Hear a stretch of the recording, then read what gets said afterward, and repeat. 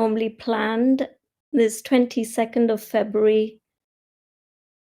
I will be traveling tomorrow, so I had to bring this regular weekly session a day forward.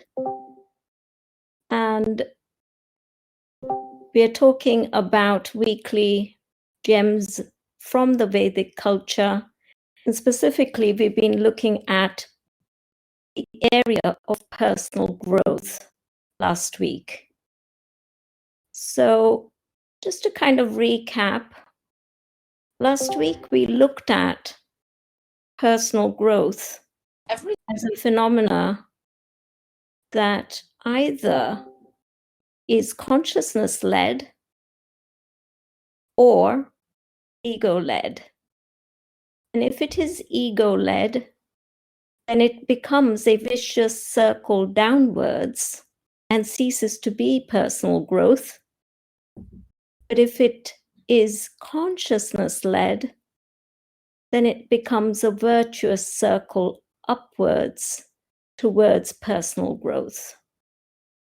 So we looked at Mahabharata specifically and looked at the two sides, and from their story, we're able to kind of come up with how one might shape one's life so that it becomes a virtuous circle upwards towards personal growth.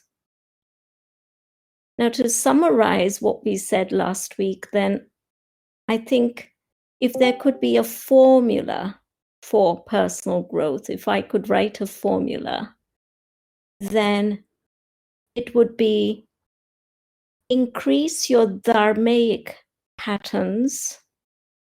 And by dharma, we mean unifying, win-win types of scenarios in life, and take away the karmic patterns in your life, which are mainly unconscious.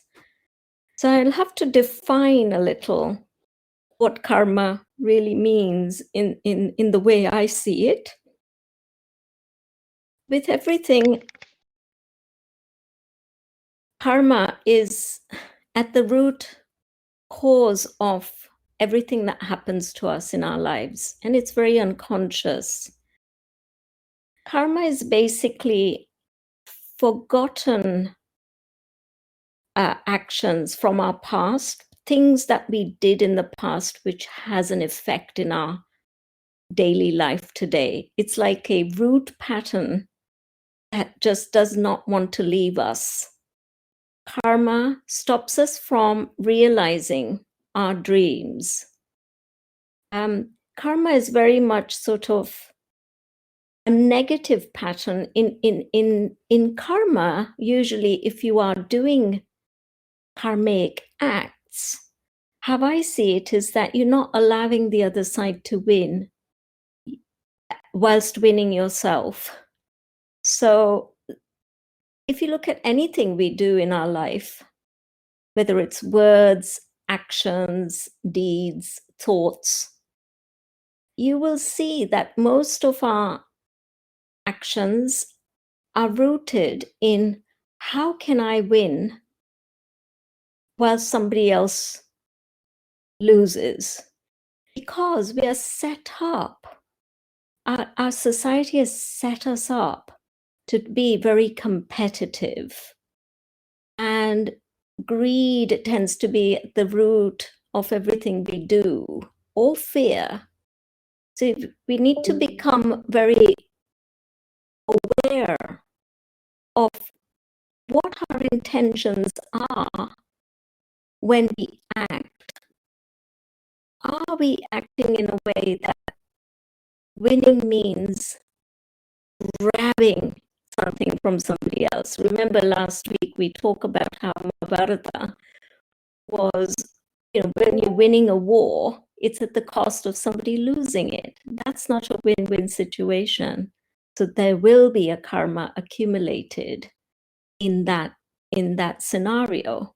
But Mahabharata later on goes on to correct some of that, and it's a long story and I can't take you through it here, but Mahabharata takes you to this unity consciousness where everything you do becomes a win-win situation, win for you and win for the other that you're touching, whether it's family, society, your country, or whatever.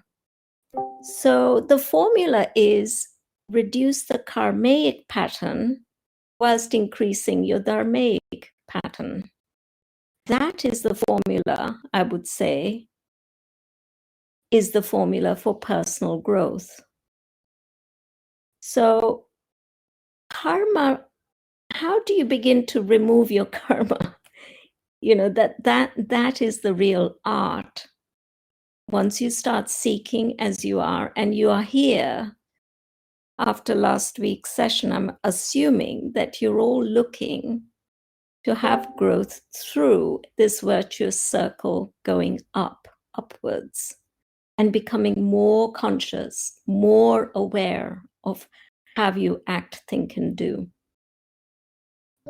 So in the Vedic tradition, there are many karma removal strategies and rituals. And we will talk about that, as I said last week. We are going to talk about three main things today under the personal growth section. How can we remove karma is one section. Secondly, we're going to discuss how do we calibrate ourselves? What are we going to use as our calibration board that says, are we moving upwards? Are we actually in all areas of our life moving towards a personal growth virtuous circle up? And how are we going to measure ourselves? What is going to be the thing that dictates to us that, yes, we are actually moving in the right direction? I'd like to give you a mechanism to do that. This is something I often do for my own kind of calibration, to just see on a weekly basis. I have an inward look, and I look at this panel and I say, how have I done? What was my intention? What were my thoughts? What were my actions against each one of these things that we will talk about today? So we're going to talk about this panel. So karma removal, this panel for calibration, and then we're going to look at the Vedic tradition for karma removal.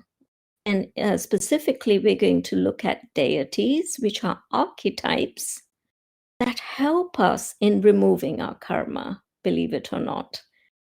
And what might the temples be that you could visit or follow or try and understand, or get curious about, so that you can see how the Vedic tradition uses temple going as a means to clear their karma. What are these rituals? I'd like to talk you through that and maybe give you some of my stories that I have experienced in my journey of removing, being on many programs which were called karma removal, which were a year-long programs. I'm going to give it to you today in a short dose, but you can then go and investigate in your own time. So karma, I've defined the formula of personal growth as, dharma in and karma out. So let's look at this. What does that actually mean? Now, when you start your seeking journey, I think you were all asked to bring a piece of paper and a pen. If you have got a piece of paper in front of you, if you turn it into sort of landscape mode, and you're going to draw a box on that piece of paper, and you're going to have 6 rows and 9 columns. Okay, so I know that's quite a lot of things to draw, but you will see that this will become a great sort of calibration for you, a great way of kind of assessing where you are in your formula of karma removal, and dharma increasing, virtuous circle. So the first column, I'm going to call that at the top, God state. Okay.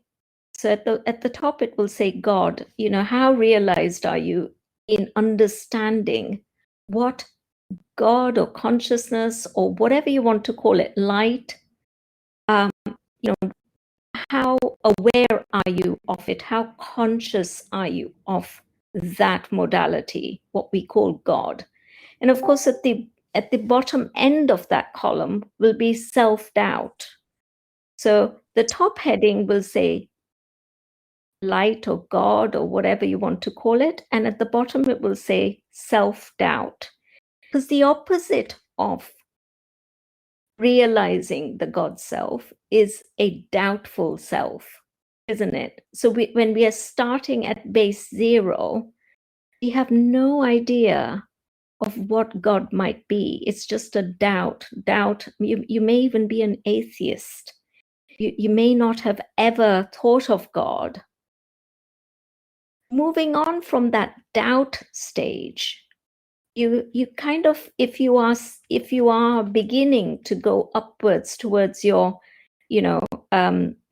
virtuous circle up, as I said, your personal growth is increasing, then you will begin to have some perception of God or God consciousness. You may call it light, you may call it something else, but you'll start to you'll have a perception of it. The next stage of that journey as you go up will be sort of a kind of a blind faith. By this stage, you're thinking, well, there is such a thing as God, and I'm just going to have blind faith in it. Blind faith, because somebody has told me that it is so. So I will just assume that it is so. From there, you're going to move on to faith, because you're having some small experiences. Is maybe synchronicity is increasing as you do something or read something, and your faith increases. So you then move on to a faith. And finally, you get to an experience of God, meaning you become very conscious of what that modality is. What is it that underlies everything? You begin to have undeniable experiences of that function of the cosmos. And that becomes your reality or your experience. And finally, you get to the God consciousness. So that first column is about going from doubt to perception to blind faith to experience and becoming totally God realized. So I need you to now be very honest and place yourself in one of those four segments. Are you just beginning to perceive the idea of God? Are you blindly following the idea of God? Do you have faith, but you haven't experienced it yet? Or are you really beginning to experience God? So calibrate yourself. The next column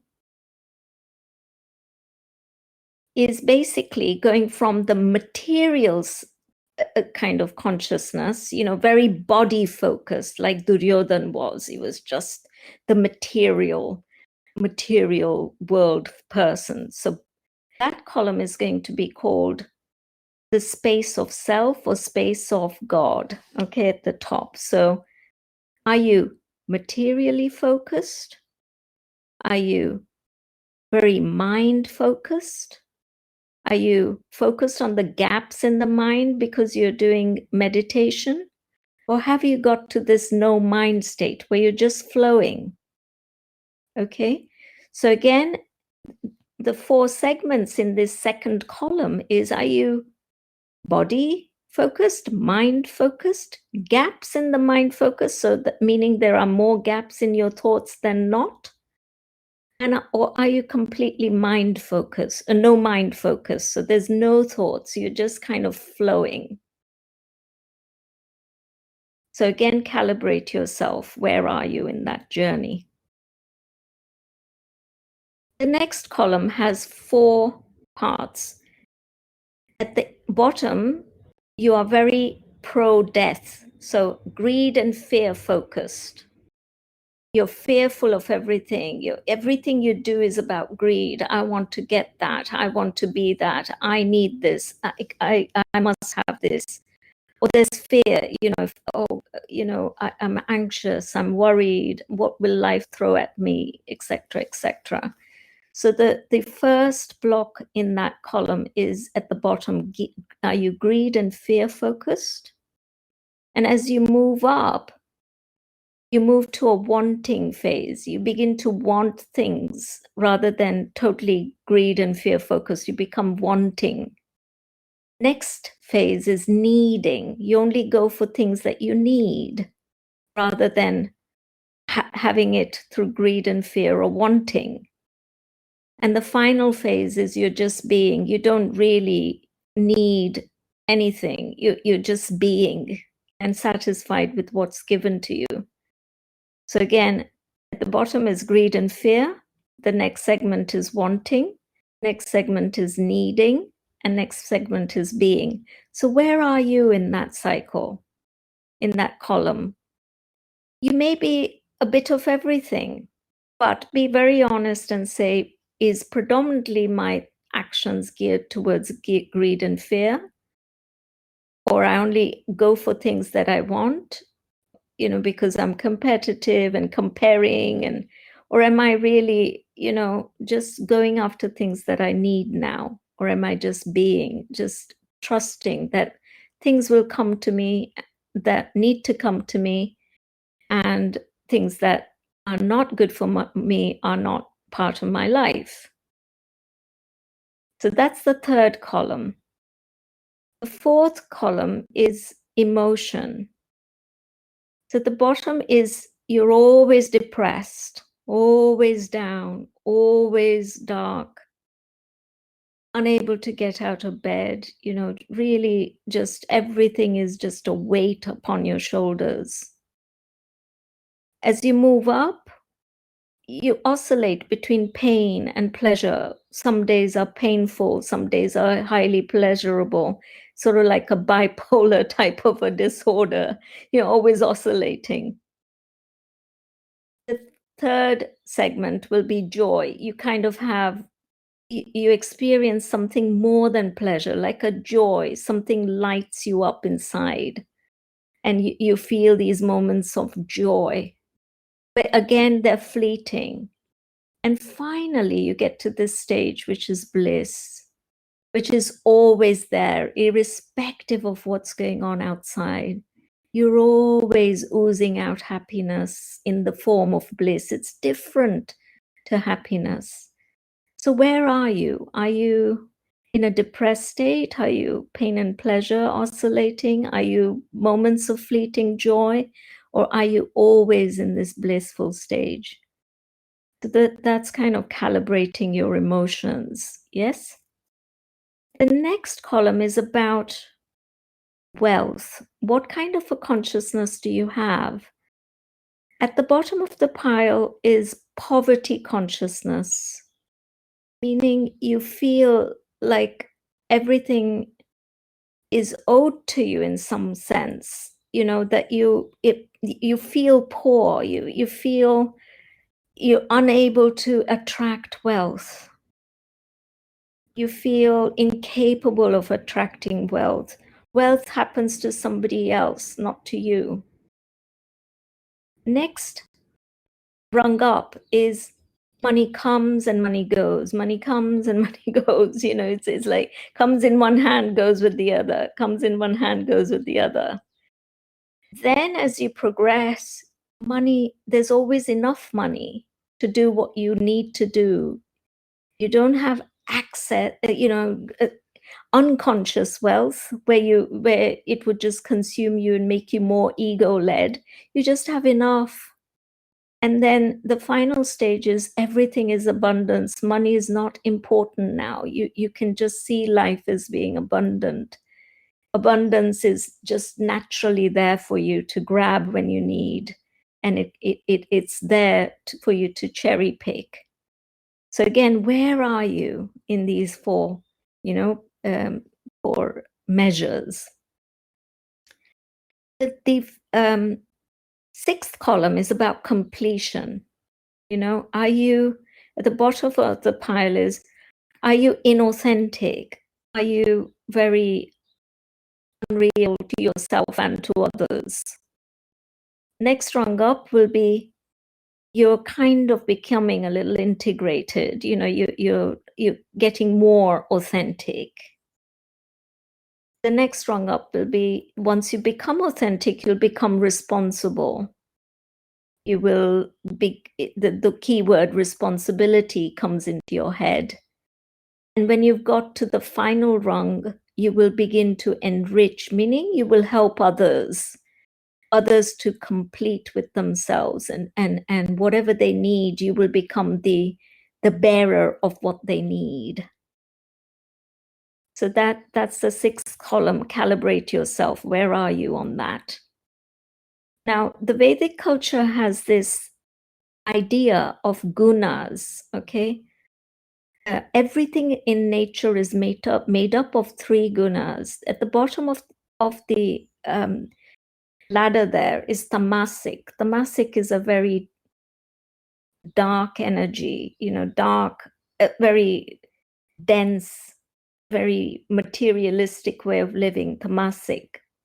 Rajvik is, you're more sort of into, action and gearing up, going out and making money and all of that. And Sattvic is when you are kind of dropping all of that and becoming a little finer and purer. And finally, you become nirguna, i.e., you have no qualities. You become without any of these three gunas.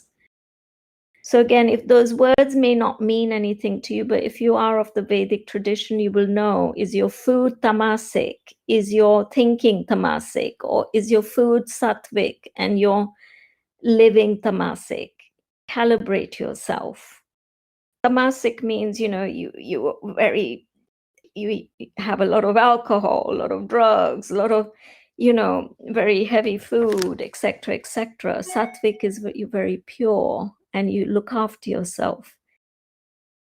So that's the seventh column. Now, the next one is, how do you feel in terms of your connection to the cosmos?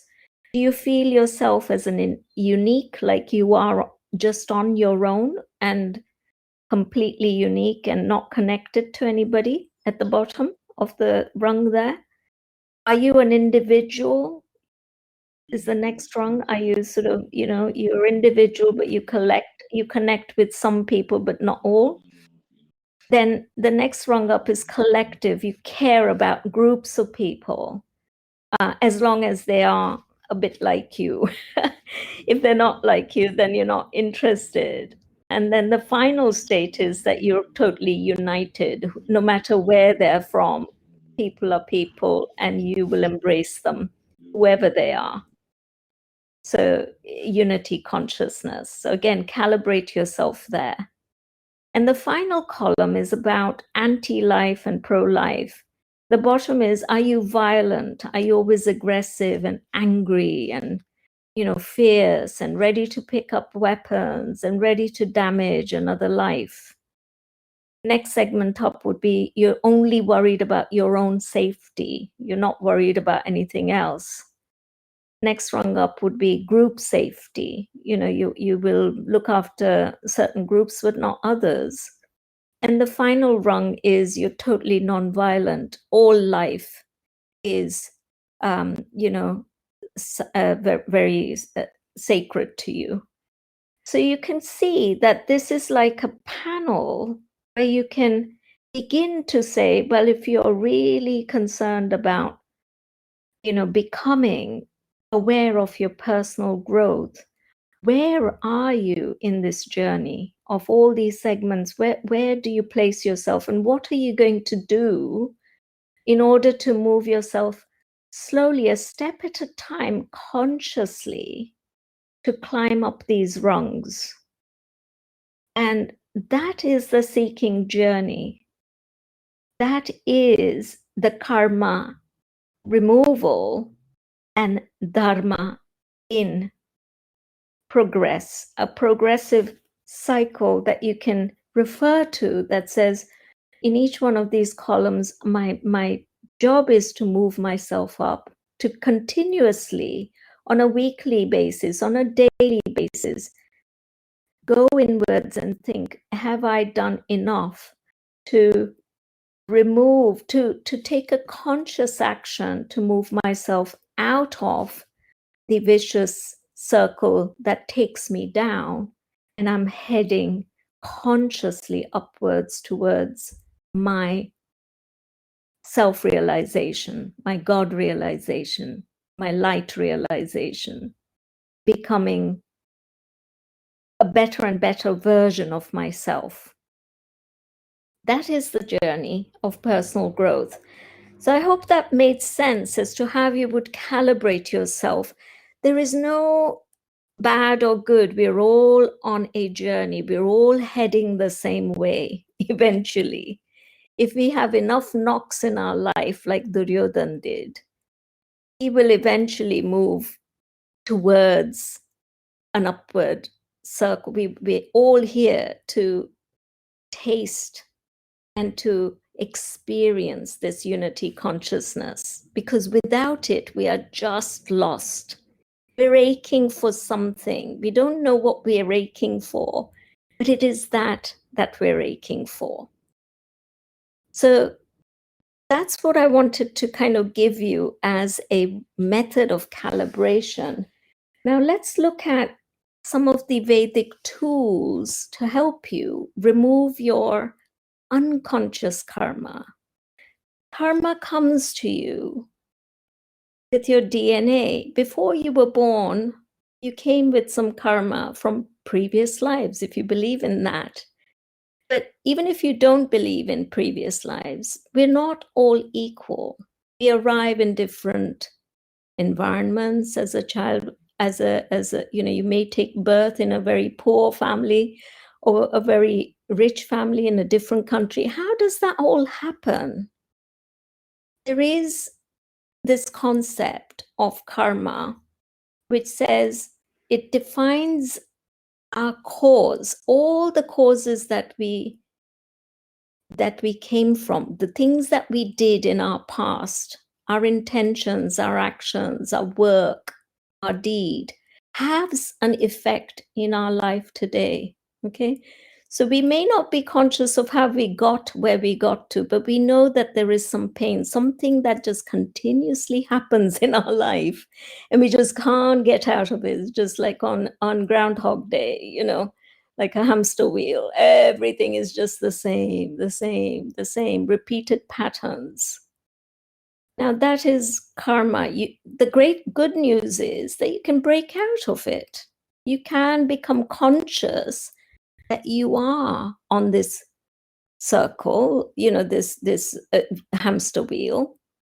And how do you step off it? Many years ago, I was on a hamster wheel, and for me, it was the corporate life. I had a wonderful career, but when my company got taken over by IBM, I became a cog in the system. And I'm not very good at being in a master-slave type of an organization. And I realized at that stage that, name and fame and status and all of those things were the hamster wheel that kept me, my company car and my monthly wonderful paycheck, and this hamster wheel was just going round and round in circles. But I was desperately unhappy being a slave in a master slave model of operation. Many wouldn't see it as a master slave. I did see it as a master slave type of an operation. I was a small cog in a very big engine. And I decided at that point, hang on, I'm just going to step off this hamster wheel. And it's very painful when you step off, because where is the money going to come from? Where is the status? What are you going to tell your family and friends? No more company car, no more healthcare, no more.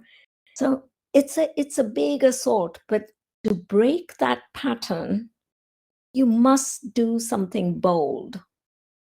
And that is the first kind of, I would ask you to look at, where are you feeling pain in your life? And if it's repeating itself, make a very bold statement to yourself. I'm getting off this hamster wheel. Just get off it. Yes, it will be painful, but the rewards will be great at the end of it. And when I did that, I was at the point when I met Dr. Pillai, which is one of my gurus. And he, a sort of internet guru, he, lots of things, YouTubes that were made by him about karma removal. I got into looking at some of those things and thought, look, I'm not going to just, not have faith in this. Let me give it a shot. So I joined a number of his courses, which had karma removal as as segments in it. One of the methods that he teaches to remove karma is to understand Ganesha. Ganesha is an archetype, a god, if you like, in the Vedic tradition, who is a deity of unity. What do I mean by that? If you look at all the various traditions in the Vedic culture, you can have Jainism, Buddhism, Vaishnavism, Shaivism, Shaktivism, any ism that you have as different paths that lead out of Hinduism, the main trunk, they all agree in one thing, and that is that the first deity for worship is Ganesha.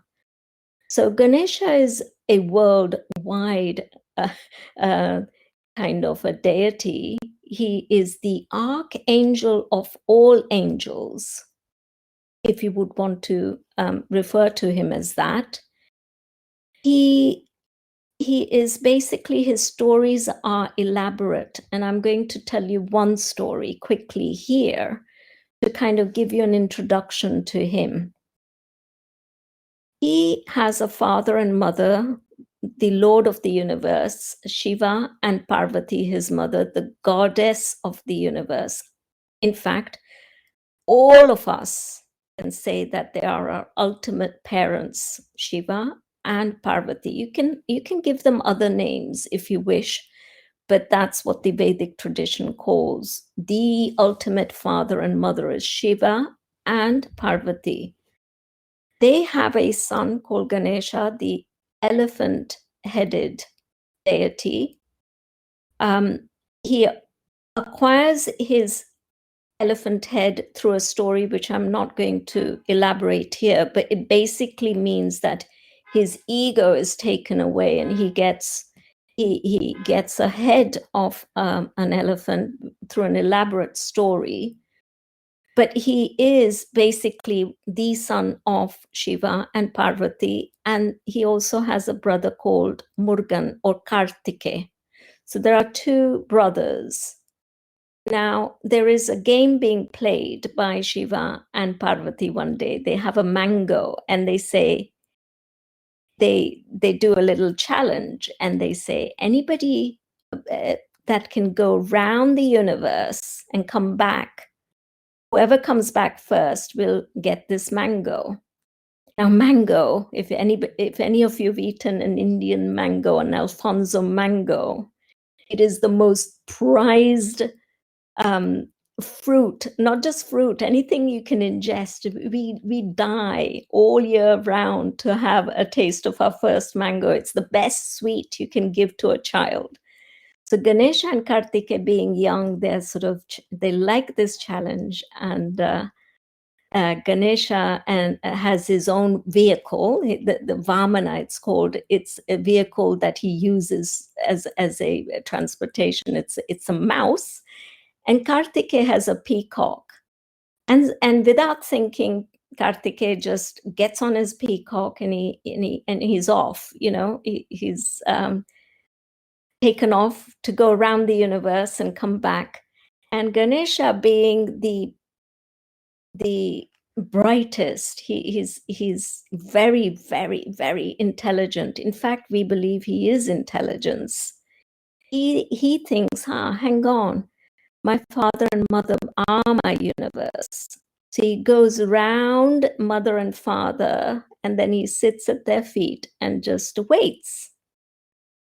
And so this story is so important because one child thinks of my universe as the universe, meaning consciousness-based universe. And Kartikeya thinks of the universe and goes around the universe, the material universe. And the moral of this story is that the consciousness-based universe will always win, in a sense. And of course, Ganesha gets the mango. And to cut a long story short, then there's another little thing that happens, and then all the various branches of Hinduism decides that through this little, if you like, test, Ganesha is seen as the deity of unity, deity of consciousness. He is consciousness. Some would consider he is, we call it, he's both intellect and intelligence. So if you want to start your journey in personal growth, then he becomes the deity of choice. So you can very easily begin to feel the energy of Ganesha. And for me, this was really real.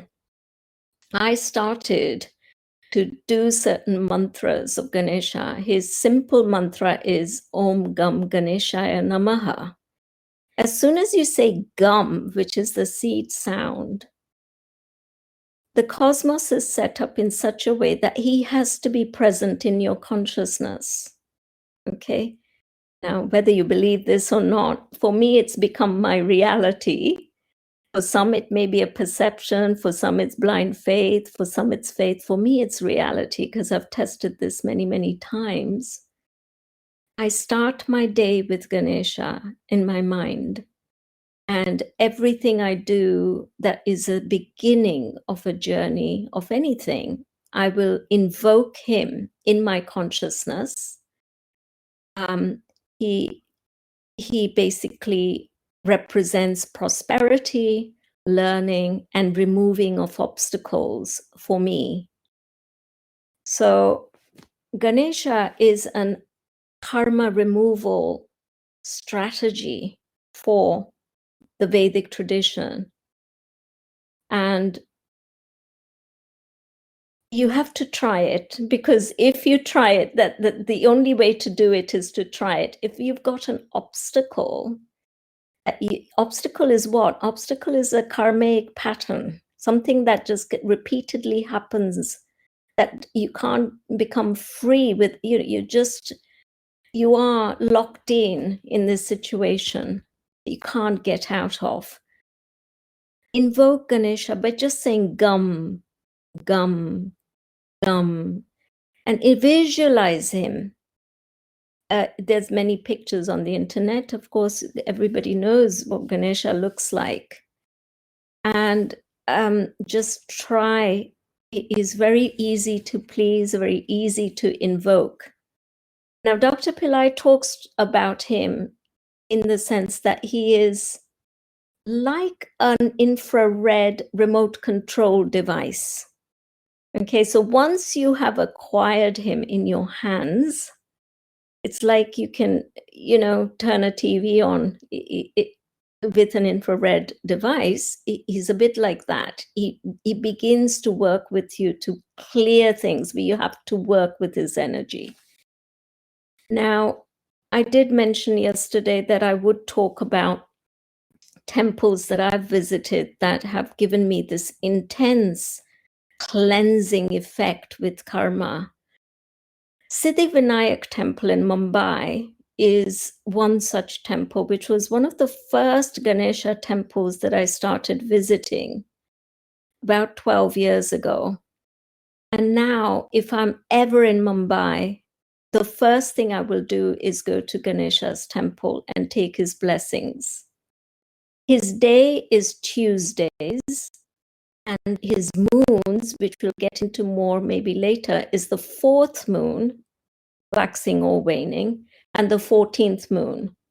So if on those days, if you can't do anything else on Tuesdays, fourth moon and 14th moon, if you can just sit and invoke his consciousness into yours, what does that mean?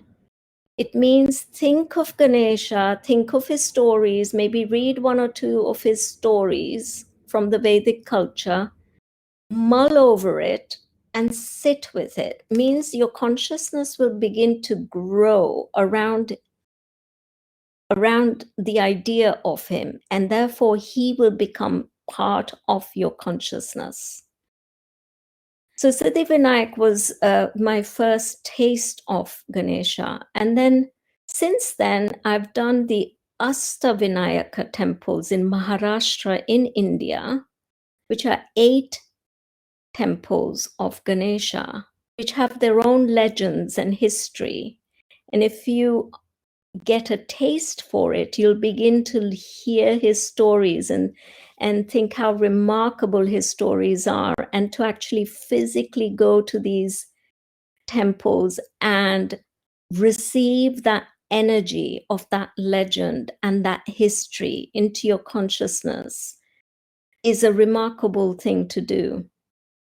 Now, Maharashtra is in India is a Ganesha land. If those of you who know, Mumbai celebrates Ganesha like no other place, because all his history seems to be, and his legends were invoked in Maharashtra mainly. Kartike or Murugan was more based in Tamil Nadu and Kerala, if you look at his stories, but for some reason, all of Ganesha's stories were enacted in Maharashtra. So Maharashtra is a great place to go to have that, temple visits. Now, having said that, one of my favorite other temple is in the south in Tamil Nadu called Pilayar Ganesha, where I've had a magical experience where I actually thought I saw Ganesha. Ganesha's eyes, actually move, and I was so elated. And lots of things changed in my life after that visit. And the other temple that one can, if you ever in Tokyo, it's called Matsuchiyama in Asakusa in Tokyo.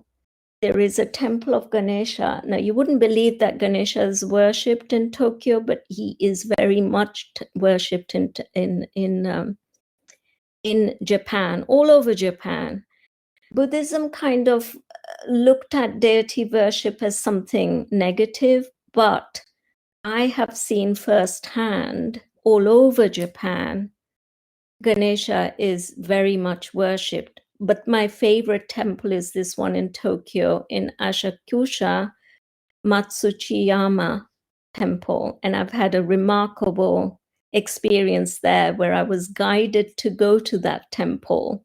And just as I arrived, all the drums and pageantry was going on as if it just started for me. And just as I had bought a daikon, they offered that particular version of Ganesha. They don't offer him sweets. They gave him a radish. I just bought a radish, and my husband was with me. He couldn't believe this, actually. The procession started, and as if I was going up the stairs with this procession, as if it was just for me. And as I got into the temple, the whole ritual of Ganesha started, and there was a fire ritual going on. And this was my first experience of Kanjitan or Ganesha in Tokyo. And it all happened magically. And and one other story, which I must relay here, just to kind of give you inspiration. There are two other temples in Singapore, which are Ganesha temples, Sri Layan Siddhi Vinayakar Temple and Sri Sanpayaga Vinayakar Temple. The Sri Layan Siddhi Temple is located in the financial district. My daughter and I were in Singapore, and Dr. Pillai was hosting an event via digitally. And he mentioned, I just woke up, it was very early in the morning, and he said, today's the day when you have to go, if you can, to a Ganesha temple and do a karma removal ritual. And the ritual is you have to get 108 coconuts and smash them. And I'm thinking, okay, what's that got to do with karma removal? But when you are in the arms of a master, you don't tend to doubt them. If you doubt them, you're in the wrong place. I didn't doubt Dr. Pillai. I just said, Dr. Pillai has said, Baba has said, I have to, it's Ganesha's day, it's a very auspicious day, and I have to find a temple, a Ganesha temple, that too, and then crash 108 coconuts. So my daughter was just getting up and she's already fed up with my rituals. So I said, right, we're going to find quick Google. And so she finds this temple, Sri Layan Siddhi Vinayakar Temple. We get ready, we get there. And we go to the little kiosk, and the South Indian man who's, ripping out little ritual tickets and so on, I just casually asked him, I said, is there 108 coconuts that I can burst here somewhere? Can you get me a sack of 108? And he said, yeah, no problem. And round the corner from the kiosk were these, sacks of coconuts, 108 already counted. I thought, I cannot believe this. So man came and helped me. And at the front of the temple, I've never been to this temple, incidentally. I'd lived in Singapore for 3 years and I'd never, ever visited it. And at the front of the gate of the temple, there was a crashing tin place where you can crash your coconuts. So I thought, right, this is, I'm being led here. I'm in the flow. So I paid for the coconuts, got the man to set me up, and I crashed these 108 coconuts. And the story is that coconut is a surrogate. It's a surrogate sacrificial life that when you put your energy into it and you say, I want to remove my karma, it becomes your sacrifice. A bit like bread and wine in the tradition of Christianity. It's a sacrificial object. Now, I never knew the benefits of this crazy ritual. People think that you're mad. My daughter certainly thought I was mad, but I had such a huge clearing from that. Not just that, the point that Dr. Pillai talks about it, I go to a temple, I find the temple, the 108 coconuts, and you can actually crash 108 coconuts there, is remarkable to me. I know that I'm in the flow when I'm doing that. It's too synchronous to doubt. It becomes an experience. So having crashed these 108 coconuts, I'm meant to go round the temple 11 times. So I do my 11 circulations, Om Gam Ganpataya Namaha. Just as I finish my 11 rounds, the doors shut for Ganesha because they put him to sleep at 12 o'clock. And everything was just totally magical.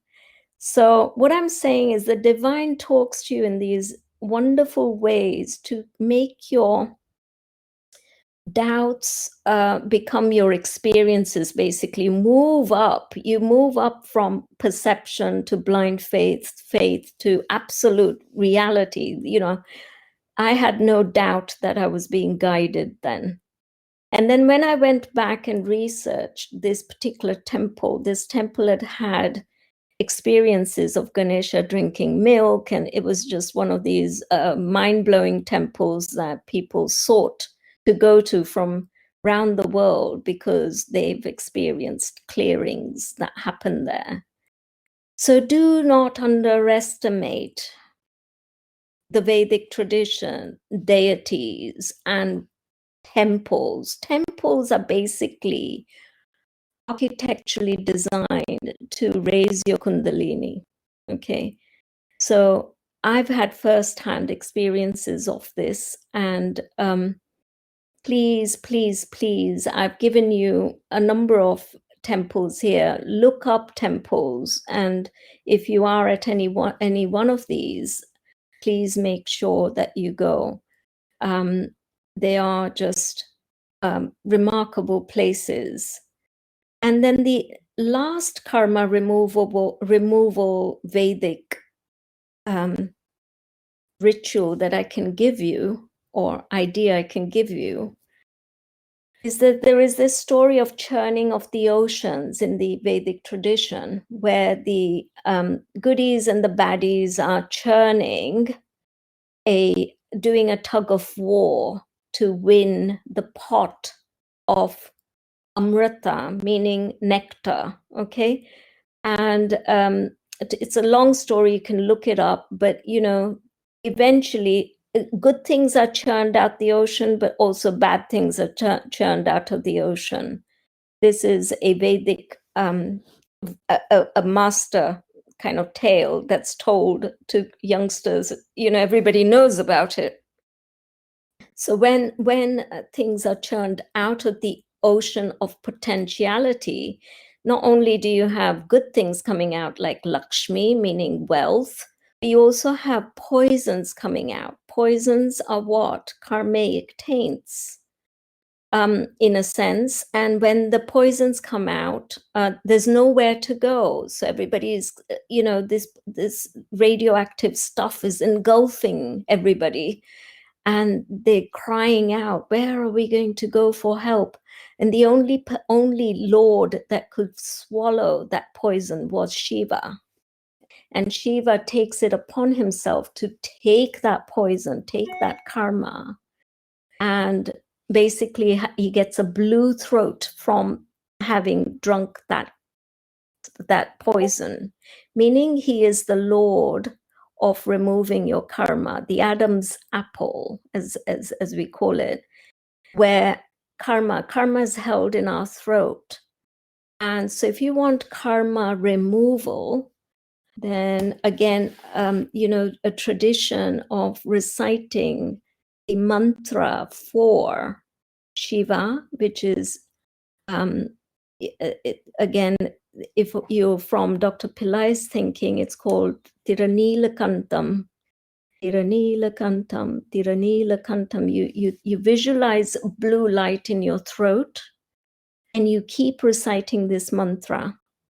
And there is, again, a temple in the south of India called the Makral Temple, where I've had, again, some miracles that happened there, which I'll go through another time. But again, my husband was there to witness that one too, at that temple. Remarkable spot. It's called the Makral Temple. Very hard to find. It's kind of a little bit out of the way from Kanchipuram. But again, if you can go there and do your rounds, 108 rounds around this temple, it is celebrated as a place of karma removal. So when we are on this journey of personal growth, karma removal is an important strategy, whilst becoming aware of doing win-win strategy that moves you towards dharma. So keep a check-in. Am I allowing myself to win whilst others win as well? And am I doing things to remove my karma, to either go and do these rituals? And if you're not, of the Vedic tradition, then something else that can replace that? And am I doing enough to remove my karma? Am I doing enough? Am I noticing that things that were repeating as problems in my life, are they beginning to melt? That will be your sign. That was certainly my sign when I started this. Everything started to change. I got off that hamster wheel. I found new ways of making money. Suddenly I was not in a master slave model of environment. I was in a guru disciple model of working, yeah, where it was all about unity rather than divisions. And life becomes blissful naturally when you're out of that model. It's not rocket science, is it? Really? It's very logical and rational that if you go towards this kind of thinking, that you are going to go towards happiness and control, self love, love for others, and spread goodness rather than spread all your depression and anger and filth. So I wish that you all take this kind of challenge up. I hope I've given you enough today to calibrate yourself, think about your karma, and think about karma removal.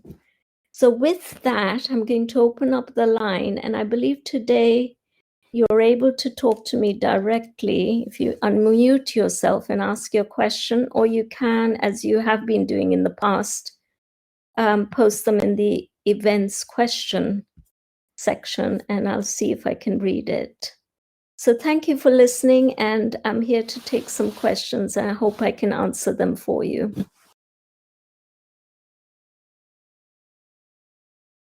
Thank you. So I'm just gonna chime in as well because there's a lot going on in the event questions room, so I can just help you filter that out.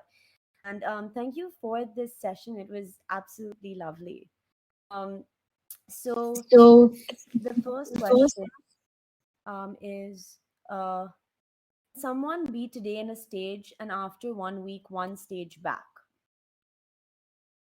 I think Lillian's talking about the different stages that you mentioned.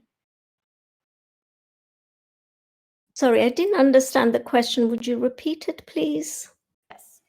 Can you say again the stages, and can someone be today in a stage and after 1 week, one stage back? So I think he's referring to the different stages that you mentioned, and can someone be on a certain stage on 1 week and then in another stage on another week?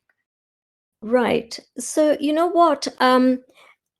Because this is not a visual kind of format, we only have the room to talk. If you go to my website, we'll send you a link. I have this diagram set up there on one of my blogs, and it'll become clearer for you because it is a great way to calibrate yourself. Now, you're saying that, yes, sometimes you're going up this ladder of, what we had 9 columns. First column was a God, second column was space of God. Then are you pro-life or not pro-life? Your emotional state was the other one. What kind of wealth consciousness you had, whether you were complete or incomplete. What gunas did you, focus on? Are you isolated universe or a multiverse connected human being? And then are you violent or unviolent? So there's a lot to kind of say out. And I suppose I confused you a little because the chart, if you could see it, would be easier. And we will give you a link of that shortly. But yes, you can go up this ladder and come down. Remember, the Vedic tradition created these snakes and ladder board game. Yeah, it comes from the Vedic tradition. So life is, sometimes you go up, as you're playing your karma, and sometimes you come down. It's okay. It doesn't matter. And I've noticed as I've calibrated myself on this chart that some days I'm sattvic, other days I'm completely tamasic in my lifestyle, but it's just being aware of it. Someday I am in poverty consciousness, and someday I just feel wealthy, in every shape and form. So you will oscillate, but that oscillation will become less so as you become more aware of where you are in these rungs, over time. If you make a chart and review it regularly, you will become less oscillating than you are at the beginning. It definitely works. It's all about consciousness. It's about shedding light on all these areas. Because unless I told you that, if I hadn't mentioned it, you're not going to naturally go to that without somebody pointing it out to you.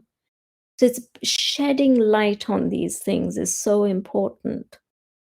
But don't beat yourself up if you're going down one week and then up again. Try to see if you're stabilizing over time. It is a journey. It's not a destination, right? So don't beat yourself up. Thank you. And yeah, we'll definitely share the link over here so you guys can take a look at the picture, because I think everyone here was trying to see the representation of it to map themselves out, so we can share that here. So it's blisshealth.org, and if you go into the blog section, you will see. I don't know if I've done the right thing, but I've put the we can share the pic. We can do both. We can share that and the picture here as well. They can take a look at it all. Right. Let me see if I can do that, because I didn't know we could do it. Just bear with me. I'll just grab it and see if I can do it now whilst I've got everybody here. Because it is a good way to have a navigation, a tool. If I can get hold of it, just bear with me.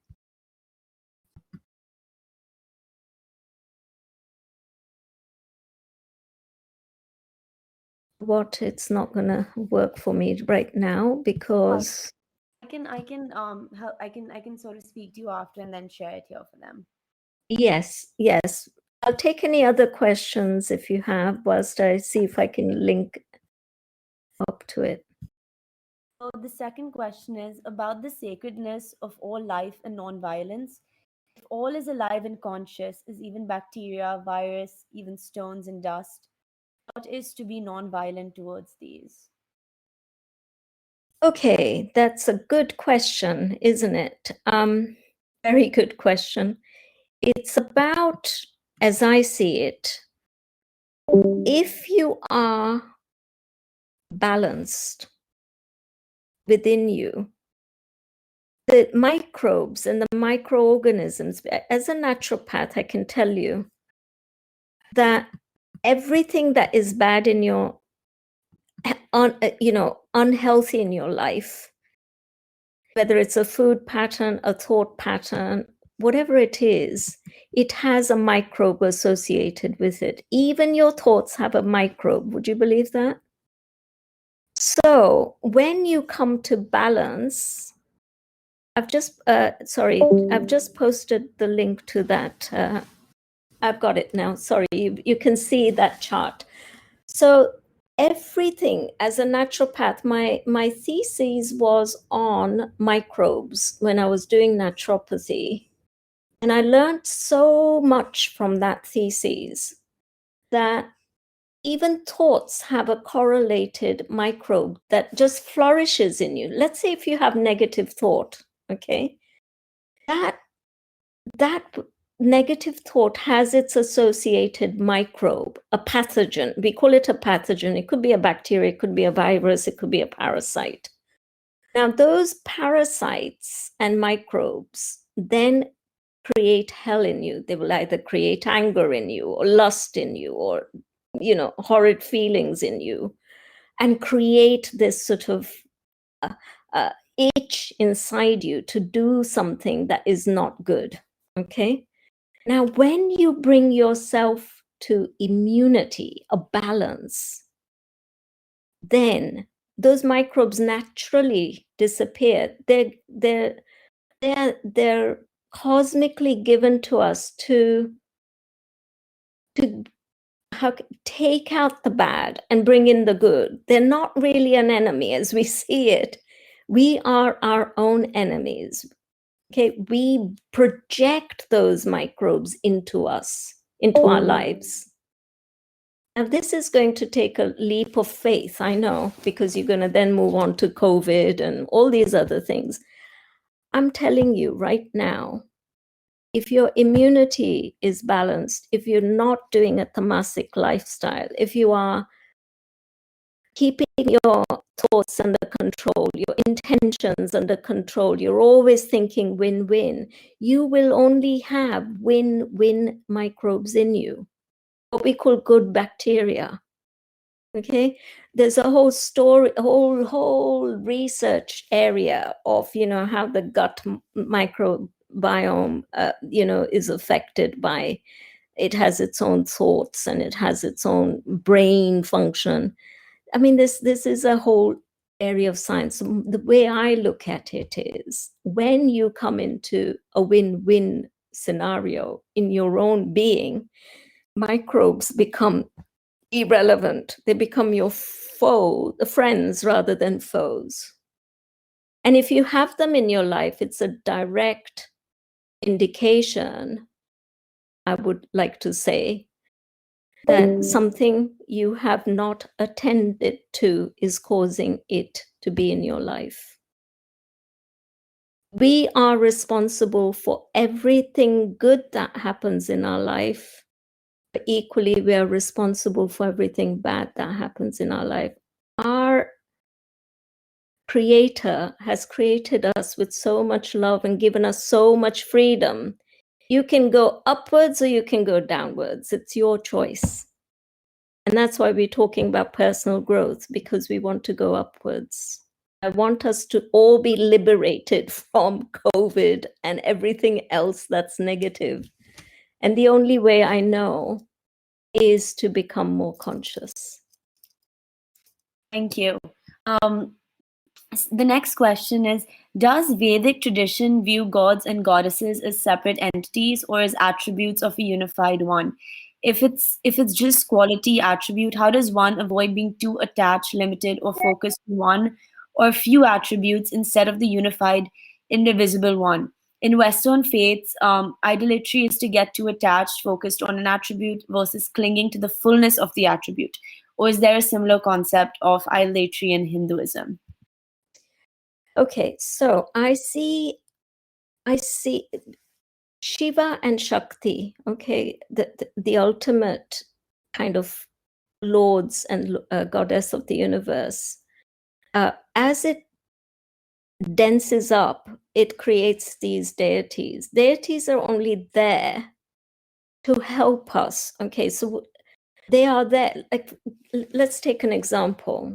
Right now in your life, maybe money is your goal. Okay, we all work from greed and fear initially, don't we? We all have ideas of, where we want to go, what we're focused on, right? So to begin with, we will require a form to kind of relate to, so that we can know their story in a sort of a form that we can understand. So if we were to understand Lakshmi's story, that she was churned out of the ocean, that she is always at the foot of the maintainer of the universe. Why is she there? Why did she come out of the ocean? What is her story moving on? Why did she choose Vishnu as her husband? What does it all mean? It gives us something to focus on to grow our own consciousness towards wealth. That's all. The deities are actual. Yes, as you said, it's an attribute of the whole, but it's not the whole. Okay, if you just want to focus on the whole, that's okay too. Then you just focus on, but we're not all ready for that instantly, are we?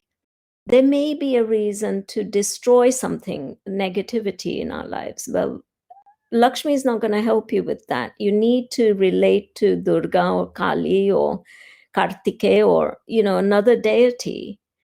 So the more you can understand a deity in your language, in your visuals, in your way of thinking, the more chance you're going to have to invoke them in your consciousness in a sufficient way to get over that hurdle, so that we eventually get to Shiva and Shakti. We are not there yet, because that's nirvana, that's the final stage.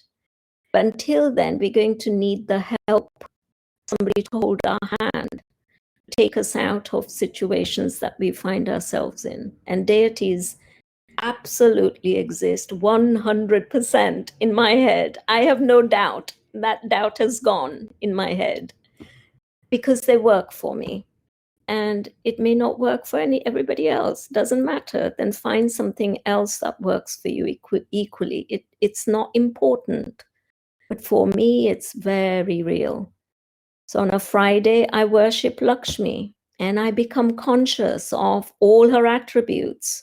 Friday is the fun day. She's, wealth and, lovely clothes and jewelry and nice things to eat. I want to see her beauty and digest that and become aware of that.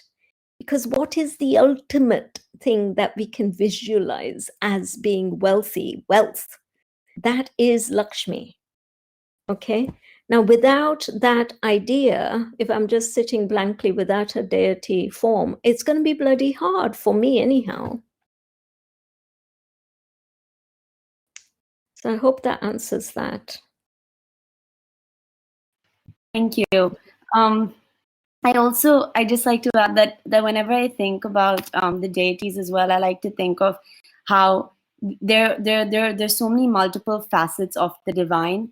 And I recently watched something where they explained this, and they said that it's like a multi-facet diamond. Each facet has its own beauty, yet it is a single diamond, which I really like. So it's all sort of manifestations and incarnation of the universal Brahman. Exactly.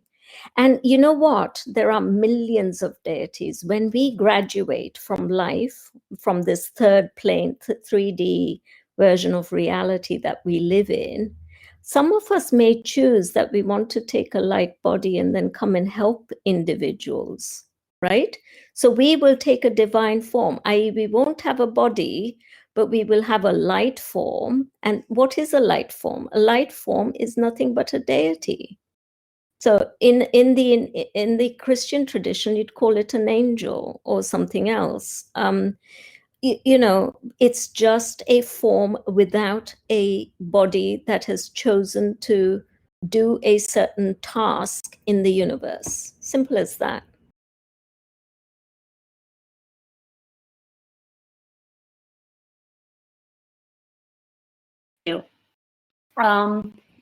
Next question is, any recommendations to work with his energy beyond calling him? I think he's referring to Ganesha. How can you work with this form without calling him, like through mantras? You can calling him, yeah. You can become aware of his form. So why does he have small eyes? Why does he have big ears? Hear more, see less, why does he have a big belly, digest everything in life? Why does he, you can do that kind of scenario of working with Ganesha, become interested in his imagery and what that imagery is telling us. The other way of getting interested in Ganesha is he scribed the Mahabharata, for instance. Okay, so Vyasa dictated it and he scribed it. So you can reach him through understanding Mahabharata, maybe. There's many ways to get to him. You can, as I do, hydrate him every day and with water. Water brings the form to life in my mind. And, pour water on him, offer him sweets, offer him puja. He becomes real for you. The more real he becomes to you, the more you've got him in your consciousness. So you're invoking him as in your consciousness. Now, there are other bodies of work that will tell you that he is part of your physiology. He's the cerebellum. He is the hypothalamus. So you could focus on the physiology of your body and become more aware of him. Okay.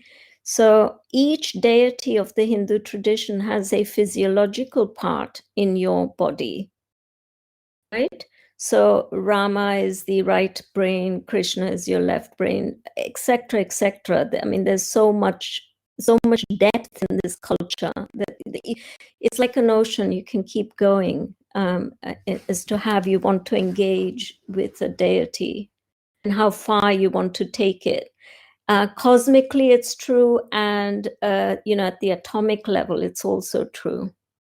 So even at the atom level, you'll have the Ganesha equivalent. So maybe if you're a physicist, maybe that's what you become aware of. It's endless. Thank you. The next question is, how did you crush the 108 coconuts exactly? What did you use to crush or split them open? It was hard. There was an Indian man who was such a sweetie on toe. We had a clicker, that clicks mantras. It's like a device that you press 1, 2, 3, and it records how many times you've done it. So I had that in my hand, and as I crashed it, and if it broke, then I clicked.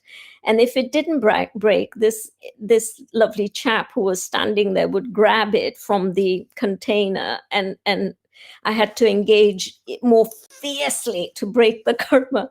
I was exhausted at the end of it and dripping in sweat. You can imagine Singapore tropical climate. My daughter was howling, literally couldn't contain herself and filming me, as you can imagine, as a person of her age would do. But I was fierce. I was ferocious. I'm going to do this come hell or high water.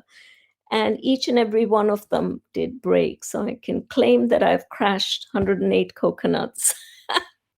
And it was a really cleansing. I can't tell you what you feel at the end of it. You have to do it. And especially when you guided in the way I was, it was just too surreal. Thank you. The next question is, if we place complete trust on a person and not allow some benefit of the doubt, wouldn't it be dangerous and many shroud reason? Also, as no person is perfect, when having doubt towards or recognizing the Guru's humanity, are we necessarily in the wrong place? Yes, I mean, developing self-faith and deleting self-doubt is part of the journey, isn't it? So you need to become so aware yourself. That's the whole thing, the consciousness growing, is that yes, people can be out there to attack you and create doubt and be against you, whatever, but that's the journey. We're trying to understand how to win people over somehow. That's part of the journey of self-realization, is how do we start seeing everybody as the self. And what I'm finding is that if anything negative is happening in my life outwardly, it's just my own projection. I'm hating myself because if I don't like something about somebody externally, it's actually inside me. So I've got to work on that thing inside me in order to drop that doubt about the person outside. This is all sort of fine-tuning as you go up these ladders. You will, and as you start the journey of seeking, you'll begin to see that actually the fight is just with yourself. Whatever you're fighting with outside is really a fight with yourself. So you've got to go in and fix it inside, and the outside seems to change. That's what I've noticed. Thank you. I just want to say as well that whenever I think of, there's so many questions about the guru disciple relationship and all that. And whenever I think of it, I mean, sure, you have two sides to it, but I feel like the true guru disciple relationship, the word surrender comes to mind. Surrender by its very nature, I guess, is about handing over oneself to another, making oneself an instrument in another's hands. But in this world, surrender happens out of weakness. Histories of nationalities and races, they don't respect those who surrender. But in my perspective, the spiritual world, however, I think surrender is a great empowering virtue that allows us to hand over our reins to a higher power, or God, or guru. It's about, I guess, aligning ourselves to the highest, that we would no longer give in to the dictates of the senses, the mind, the ego, the things that drag us down in this sort of worldly mire. So that's how I sort of look at it. Yeah, and it's true. But even your guru is your own projection, right? Definitely. You are kind of projecting that as well. And that's why they say that, when you're ready, the guru appears. And I've noticed at different times, a different type of a guru has appeared in my life. And when I was all crooked and sort of, what's the word? Not trustworthy myself, I had many of those appear in my life, that were willing to, because I was going there with greed and fear. I was going, oh, fix this problem, guru, I'm not going to do anything with myself, or you just take all my So when you go to a guru with that kind of a mindset, you're going to attract that as a guru. But if you go there and say, okay, I'm now, clear, teach me the real science of this, teach me the real methodology of Vedic tradition, teach me, I want to know more. I want to know the Sanskrit verses. I want to know what it all means. Where did it come from? What is the science of it? Then a different person turns up in your life. So it's all about the self. That's the magic of this. Definitely. It makes me think of like intentionality behind things. What's your intention behind sort of your seeking, and then asking you shall receive, Absolutely. So when people say, oh, gurus are all crazy, they're all corrupt, I say, oh, my inner conversation is that's a reflection on you. I'm sorry, but you really need to work on that.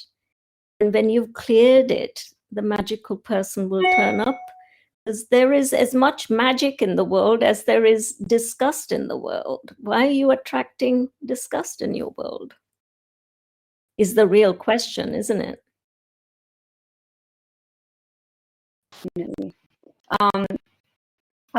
We have one more question. I think after this question, someone wants to ask a verbal question. So after I ask this, you can go ahead.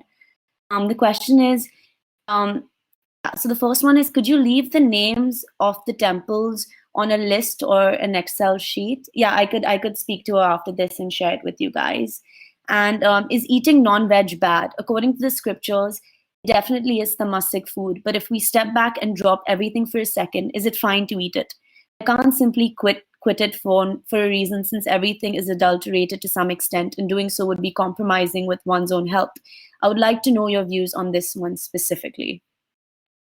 Okay, now the Vedic culture has a very kind of scientific approach to ingestion of food. Okay, nobody says anywhere that it's bad, because there is no such thing as good or bad. Everything has a consequence.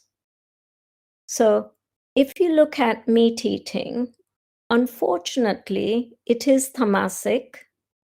It does keep you in the ego-led world more readily, just as alcohol would, or any stimulant, because meat is a stimulant. Not many people know this, but the potamines in the meat are very, habit forming.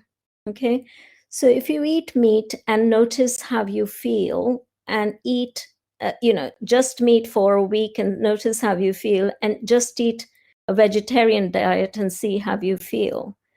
There is no shadow of a doubt that, one keeps you in a very unsettled state, and another is a very uplifting state.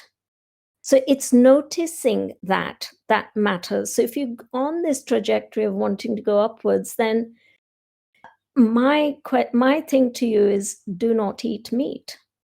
Now, meat has some other issues as well with the way we are raising it, and how many toxins are laden in meat, etc. So let's not go into that.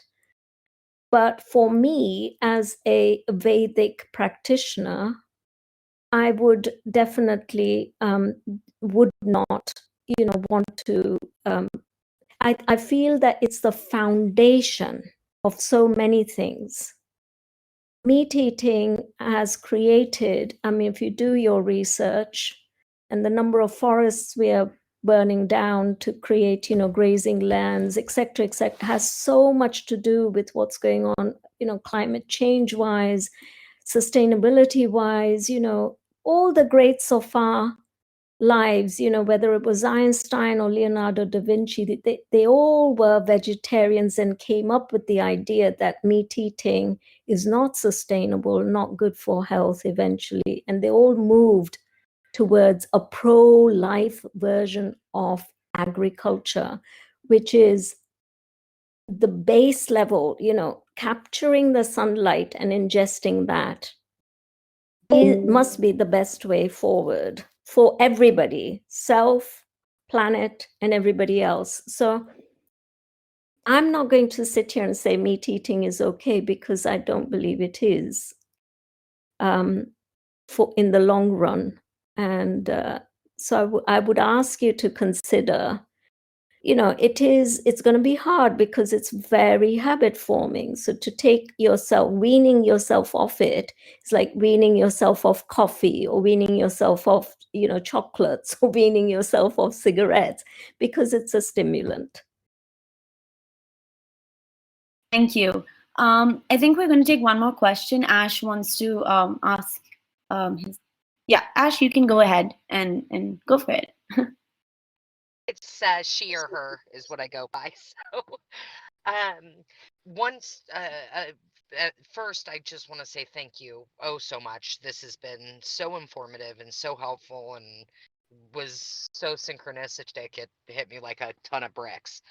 But my question is, I had asked earlier if you do private sessions, because I saw on your website you do a lot with the diet, and the reason I'm asking is my father is got pancreatitis right now that he's been dealing with for 2-3 months, and he's a spiritualist as well, and if he could speak with you, I think it would just like I just get this really hard connection that it could be incredibly helpful for him. So my question is that something that you do, and is that something you are willing to do? Well, I'm happy to coach him in any way I can and hold his hand through his problem. If you go to my website, you'll see the various things I can offer, from NLP coaching to naturopathy and herbalism. Those are all the areas with which I have been trained. And if I can help him, and if he would like, yes, absolutely. So please send me an email through that website, and I shall take it forward from there. But I wish him luck, and I wish him a quick recovery. Thank you so much. Yeah, I'm gonna give him your contact information, because I heard a bunch of things that were very helpful for me, but when I looked at your website, I was like, oh gosh. So thank you. Yes, thank you for that. Yeah, I think that's about it. Thank you so much for taking this session with us today. I know the time we sort of it was a bit longer than usual, but it was absolutely wonderful. We all learned so much, and so grateful for your time here with us. So thank you so much, everyone. And oh, sorry, there's apparently one more question that I missed. I'm so sorry. Sure. Param Shivahom's question. I think Param Shivahom is just curious about. He's just asking. I think he's just curious about if he's like, I felt the energy was a bit down. Are you fine, or was it just a temporary passing state? So sorry, I didn't understand that. Whose energy was down? No, I think Param just wanted to check in on how you are. I think that's about it. Oh, that's very kind of you too. I'm probably energy is down. I don't know. I don't feel it's down, but I don't feel it at all. I think it's amazing. You're picking up on something I'm not tuned into. Maybe it's because I'm packing to go to India tomorrow. Maybe that's what you're picking up on. Definitely. I think so as well. I think so as well. But yeah, thank you guys so much.